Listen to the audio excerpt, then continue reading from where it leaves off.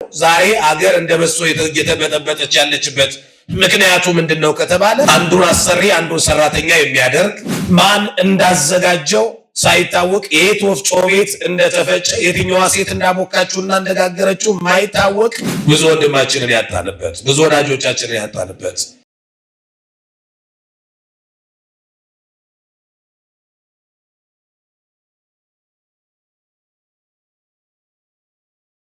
ሁላችሁም በዚህ ቦታ የተሰበሰባችሁ የዕለቱ ሰብሳቢያችን መምህር ወመዘምር ዮናስ እሸቱ፣ የሚዲያ አካላት፣ የእግዚአብሔርን ክብር በዜማ ዕቃ የምትገልጡ አገልጋዮች ሁላችሁም እንደምን አመሻችሁ። ቸርነቱ ወሰን የሌለው ይቅር ባይ የሆነ አምላካችን እግዚአብሔር ስሙ ለዘላለም ይክበር ይመስገን። እንደ እግዚአብሔር ቸርነት ለአጭር ጊዜ ርዕስ አድርገን የምንነጋገርበት የመላእክት እንጀራ በሚል ይሆናል። የዳዊት መዝሙር 77 በቅንፍ 78 ቁጥር 25 ላይ ዳዊት በዝማሬው እንደዚህ ይላል። የመዘምራን አለቃ ቅዱስ ዳዊት ወህብስተ መላእክቲሁ በሉ እጓለ እመሕያው፣ የሰው ልጆች የመላእክትን እንጀራ በሉ። ርዕሳችን የመላእክት እንጀራ ነው። በቤተ ክርስቲያናችን ሁሉም ቅዱሳን አመስጋኞች ቢሆኑም በዝማሬ የሚታወቁ ሁለት ቅዱሳን አሉ። አንደኛው ቅዱስ ዳዊት ሲሆን ሁለተኛው ቅዱስ ያሬድ ነው። እነኚህ በዝማሬያቸው ጎልተው የሚታወቁ ሊቃነ መዘምራን ናቸው። ከሁለቱ ደግሞ ዘማሪያን ቅዱሳን መካከል አንዱ የሆነው ዳዊት የዝማሬን ክብር በሰፊው ሊገልጽ ካሰበበት የመጽሐፍ ክፍል አንዱ ይህ ርዕስ አድርገን ያነሳ ነው። መጽሐፍ ቅዱስ እንጀራ እያለ የሚያነሳቸው ብዙ የእንጀራ አይነቶች አሉ። ከነኛ የእንጀራ አይነቶች አንዱ እንግዲህ የመላእክት እንጀራ ተብሎ የተጠቀሰው ነው። እንደሚታወቀው በጸሎታችንም ሁልጊዜ የዕለት እንጀራችንን ስጠን እያልን የምንለምነው ምስጢራዊ ትርጉሙ ሀተታው ሌላ ቅዱስ ሥጋውን የሚያካትት ቢሆንም ሁልጊዜ የምንመገበው ለሥጋችን ጽናትና ብርታት የሆነው ይህ ጠዋት ቁርስ፣ ቀን ምሳ፣ ማታ እራት የምንመገበው ሥጋችንን ደግፎ የያዘው ነፍስም በሥጋ ውስጥ እንድትጸና ያደረጋት የዘወትር እንጀራችን ነው። ስለዚህ እንጀራ ማብራራት አይጠበቅብኝም። አንዱን አሰሪ አንዱን ሰራተኛ የሚያደርግ አንዱን ሰው አገር አቋርጦ የሚሰደድበት ብዙዎቹም ክብራቸውን ያጡበት ከክብር የጎደሉበት ሃይማኖታቸውንም የቀየሩበት ብዙዎች ደግሞ ነገ ያልፍልኛል ብለው ተስፋ አድርገው ሰው ቤት ተቀጥረው የሚሰሩበት ይህ እንጀራ ነው። ይህ እንጀራ ብዙዎቹንም ያገዳደለ ነው። ዛሬ አገር እንደበሶ የተበጠበጠች ያለችበት ምክንያቱ ምንድነው ከተባለ ለዚህ እንጀራ ጭምር ነው። እንጀራ ብዙዎችን ወዳጅ የነበሩ ሰዎችን ያለያየም ይህ እንጀራ ነው።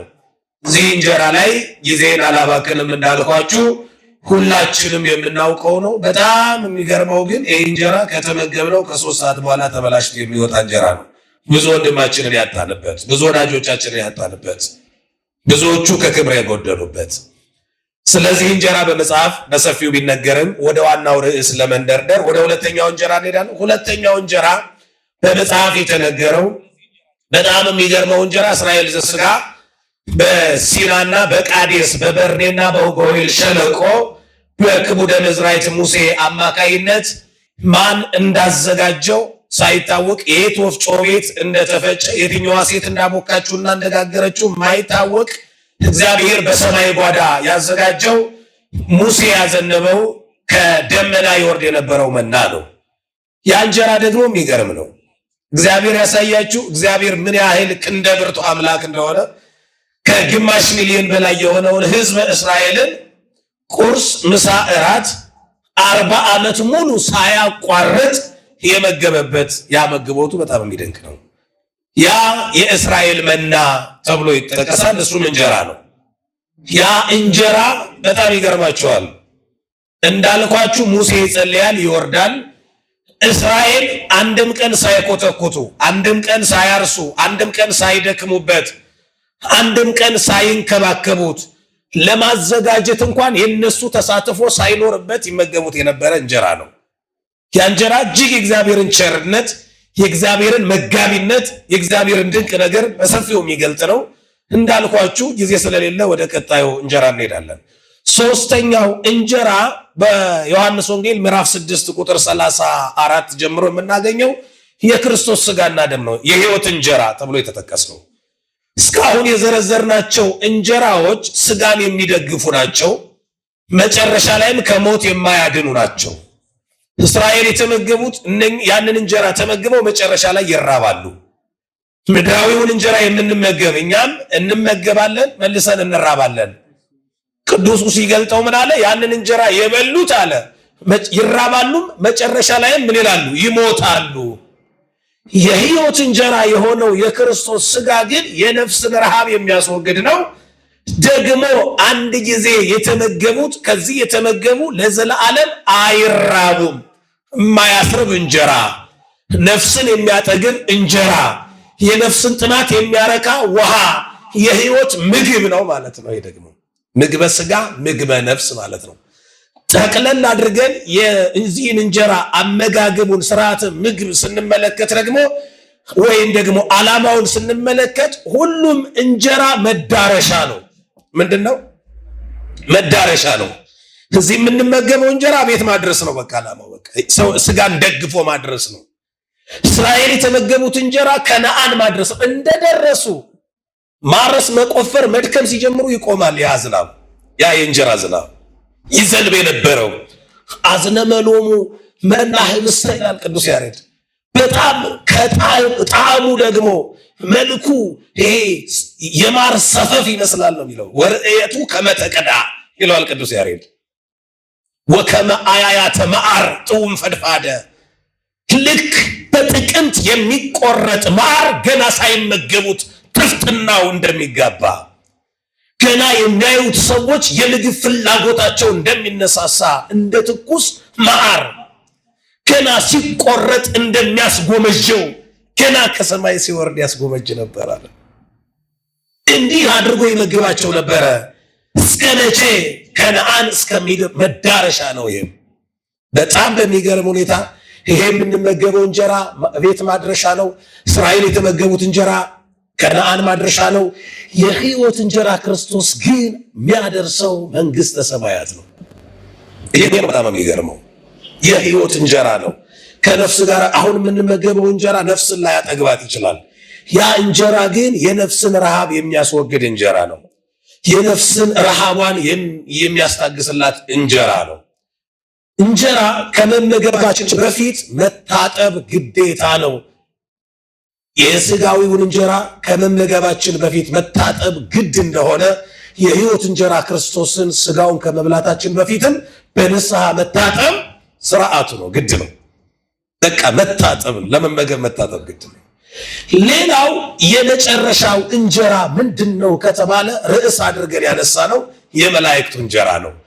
የመላእክት እንጀራ ራሳቸው መላእክት ምንድናቸው ስንል አይበሉም፣ አይጠጡም፣ አይወልዱም፣ አይሞቱም። ግን ካልበሉ ታዲያ የመላእክቱ እንጀራ ምንድነው ከተባለ የመላእክቱ እንጀራ ዝማሬ ነው። የመላእክቱ እንጀራ ምንድነው? ገደላችሁ ባል እስኪ ዝማሬ ነው። ቅዱስ ዳዊት እንዲህ አለ፣ ወህብስተ መላእክቲሁ በሉ እጓለ እመሕያው። የሰው ልጆች የመላእክትን እንጀራ በሉ ማለት መላእክት እስመ ዕረፍቶሙ አኮቴቶሙ ወአኮቴቶሙ ዕረፍቶሙ፣ ምስጋና ዕረፍታቸው ነው፣ ዕረፍታቸው ምስጋና ነው። ምስጋና ምግባቸው ነው፣ ምግባቸው ምስጋና ነው። ምስጋና ልብሳቸው ነው፣ ልብሳቸው ምስጋና ነው። ምስጋና መጠለያቸው ነው፣ መጠለያቸው ምስጋና ነው። መሰረታዊ ፍላጎት የሚባለውን ሁሉ የሚሸፍንላቸው ጠቅልሎ ምስጋናቸው ነው። ሲያርፉ ያመሰግናሉ፣ ሲያመሰግኑ ያርፋሉ። አያችሁ፣ ሲያርፉ ያመሰግናሉ፣ ሲያመሰግኑ ምስጋና እረፍታቸው ነው፣ እረፍታቸው ምስጋና ነው። ለማረፍ ማመስገን ነው፣ ምስጋናውም እረፍት ነው። ሕይወታቸውን በሙሉ የሚይዝላቸው ምስጋና ነው። ስለዚህ እንዘ ያረፉ ይሴብሑ፣ ይሄ ማዕድ ደግሞ የማይበላሽ ነው፣ ደግሞ የማያልቅ ነው፣ ለሁሉም የሚበቃ ነው። የሰው ልጆች የመላእክትን እንጀራ በሉ ማለት እንደ መላእክት በተመስጦ ዘመሩ። ምስጋና ስጋውን ረሃብ አስረሳቸው። ምስጋና እንደ መላእክት ብርታት ሰጣቸው ማለት ነው። ብዙዎቹ በምስጋና በርትተዋል። ብዙዎቹ በምስጋና ጸንተዋል። ብዙዎቹ በምስጋና ተጽናንተዋል። እግዚአብሔር ደግሞ አገልግሎቱ እንደ ኮሬ ውሃ የተገደበ ስላልሆነ እንደ ጅረት ውሃ በአገልጋዮቹ በኩል ይሄንን ማዕድ ሁል ጊዜ አጋፋሪዎቹ አገልጋዮች ለሌሎቹ የነፍስ ረሃብ ላደከማቸው፣ ለጠወለጉ፣ መከራ እየተፈራረቀ ላቆሰላቸው ሰዎች መጽናኛ ምግብ እንዲሆናቸው እግዚአብሔር በአገልጋዮቹ በኩል ትናንትና በሙሴ በኩል ያንን መና እንዳዘነበ አሁንም እግዚአብሔር የታመነ የዘላለም አምላክ ነውና ሙሴ ለእስራኤል ዘሥጋ መናን እያወረደ ይመግባቸው እንደነበረ አጋፋሪዎቹ አገልጋዮች ደግሞ ለሚጽናኑት መጽናናት ለሚገባቸው ምዕመናን ደግሞ በዝማሬ የመላእክቱን እንጀራ እያዘነቡ ይመግቧቸዋል ማለት ነው። ዛሬ ላይ የተሰበሰብንበት እግዚአብሔር በወደደና እግዚአብሔር በፈቀደ በዚህ ዘመን ማን ያውቃል አንዲት ነፍስ ልትጽናናበት የምትችል አንድ ስራ ተሰርቶ ለዚህ ነው የተሰበሰብነው። የተወደዳችሁ የእግዚአብሔር ልጆች እግዚአብሔር ደግሞ በከበረ ነገር እግዚአብሔር ደግሞ ከፍ ባለ ነገር ከመስራት ይልቅ እግዚአብሔር ባለቀ ጉዳይ ላይ እግዚአብሔር በተናቀ ነገር ሰርቶ መክበር እና መመስገን ልማዱ ነው። በጣም መምህራን አስተምረው ለንስሐ ካበቋቸው ምዕመናን ይልቅ በዶሮ ጩኸት የተመለሰው ጴጥሮስ ንስሐ የገባው ጴጥሮስ መጽሐፍ ቅዱስ ላይ ታሪኩ ተጽፏል። በሚገርም ሁኔታ ብዙ ሰባክያን ሰብከው ከመለሷቸው ይልቅ እየደነቀን ከስህተት መንገድ መመለሱ ገርሞን የምናደምጠው የመጽሐፍ ቅዱስ ክፍል በለዓም ከስህተት ጉዞ የአህያ ድምፅ ሰምቶ መመለሱ ነው የሚገርመው። ስለዚህ እግዚአብሔር በዚህ ዘመን መስራት አላቆመም። እግዚአብሔር ጡረታ ሳይወጣ የሚሰራ እግዚአብሔር የዓመት ረፍት ሳይወስድ የሚሰራ አምላክ ነው። እግዚአብሔር ሁል ጊዜ ይሰራል፣ ያለ ማቋረጥ ይሰራል፣ ያለ ኮሚቴ ይሰራል፣ ያለ መሳሳት ይሰራል። በስራው ላይ ማሻሻያ አያደርግም። እግዚአብሔር መጀመሪያውንም ያለቀለ ስራ ስለሚሰራ እንደዚህ ነው የሚለው ቅዱስ ያሬድ አመ ይፈጥራ እግዚአብሔር ለምድር ኢዜነኦ ለሰማይ ወይ ተማከረ ምስለ መላእክቲሁ። እግዚአብሔር ይህንን ዓለም ውብ አድርጎ ሲሰራ ምድርን ሲሰራ ለሰማይ አልነገረውም። ዓለምን ሲፈጥርም ከመላእክቱ ጋር አልተማከረም፣ ብቻውን ሰራው አለ። ብቻው ምን አለ? ስራው ደግሞ ድንቅ ነው ካለ በኋላ አባ ጊዮርጊስ ዘጋስጫ ወአልቦ ዘይብሎ ዘንተ አይሰምከ ወዘንተ አሰነይከ። እግዚአብሔርን ስራውን ጎሽ እዚህ ጋር ጥሩ አድርገን የሰራው እዚህ ጋር እንኳን እንዲህ መሆን ነበረበት ብሎ የእሱን ስራ መገምገም የሚቻለው ማንም የለም። ስራው ምን ስለሆነ? ድንቅ ስለሆነ ማድነቅ ብቻ መገረም ብቻ ነው በሱ ስራ የሚገባውና እግዚአብሔር ከዓለማውያን እያመጣ ከዓለማውያን መርጦ እየጠራ እግዚአብሔር አሳጥማጆችን እየጠራ እግዚአብሔር ቀራጮቹን እየጠራ የራሱ አሳዳጆቹን እየጠራ ምርጥ ዕቃ ማድረግ መሰደድ እንዲችሉ ማድረግ ይችላል። አሳዳጁን ስደተኛ ማድረግ ይችላል። በፍቅሩ ማርኮ አሳዳጁን ስደተኛ ያደርጋል። በፍቅሩ ማርኮ መረሙን አስጥሎ እግዚአብሔር ይጠራልና እግዚአብሔር የዓለምን ዓለማዊውን መረብ አስጥሎ የኔ ምርጥ ዕቃ ትሆናለህ ብሎ ከጠራቸው የዚህ ዘመን አገልጋዮች መካከል ወንድማችን መምህር ወመዘምር ዮናስ እሸቱ ናቸው። እንግዲህ ዛሬ የተሰበሰብነው በዚህ ምክንያት ነው። ደግሞ የተሰበሰብንበት ስራ ርዕስ ደግሞ እንደምታዩት ነው። ስምህ ምንድን ነው? ስሜ ነው። በክርስቶስ ነው ክርስቲያን የተባልነው። ስለዚህ ስምህ ስማችን ነው። በስምህ ተጠርተናል፣ በስምህ ተጠምቀናል፣ በስምህ ደስ ብሎናል፣ በስምህ ዘምረናል፣ በስምህ በአንተ ስም የሆነልን ብዙ ነው የሚል ምስክርነትን ለመስጠት መጥቷል። ስሙ ድንቅ ያደርጋል። ስሙ